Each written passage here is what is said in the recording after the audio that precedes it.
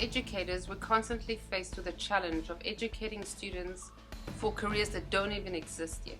So we have to keep asking ourselves, how do we set students up for success in this ever-changing world? At Hanova, using ATLs or approaches to learning skills is one of the ways we do this. Self-management skills in Year 2 are being done by using learning stations. Students learn to manage themselves by going to stations. They read the learning question and then they do the activity. When they are finished, they take a picture of their work, and this we use for reflection time. After that, they tidy up their station so that they can learn to manage their time, tidying up, and then they go to a whiteboard and they write down their names on a list of stations. That's also to show them at which stations they need to balance themselves out, and this is how we use self-management skills in Year 2. Social skills are a very important part of what we do in the Year 2 classroom, and in this activity we were split into 4 different groups, and within the groups we had 3 different roles. We had an innovator, we had a runner, and we had a checker, and the students were aware of what their roles were. They collaborated together and they were working to show a number in different ways. And as they worked together, they communicated, they checked, and then they learned how to inquire into this numeracy activity. I think it was very successful.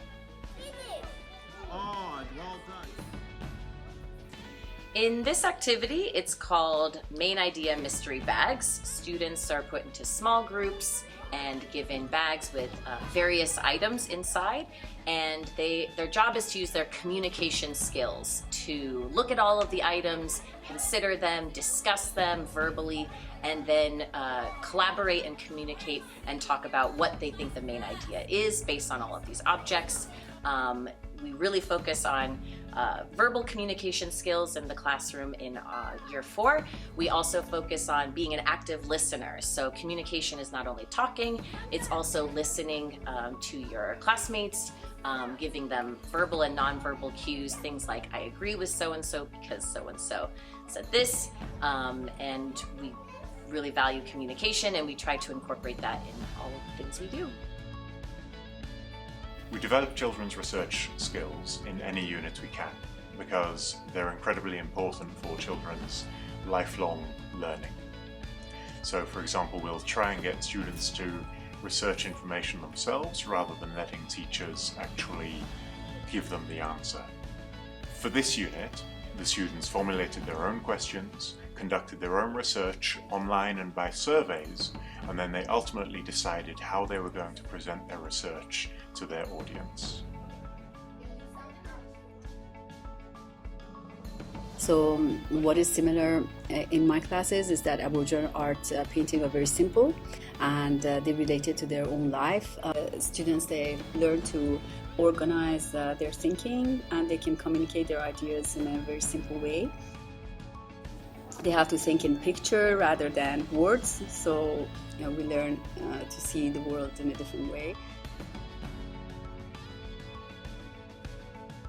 In developing these 5 skills, which in a sense is just teaching students how to learn or letting them learn how to learn, they will transfer these skills across the curriculum, regardless of the subject area. And once they have found what works for them, we hope that we will have started to inspire lifelong learning.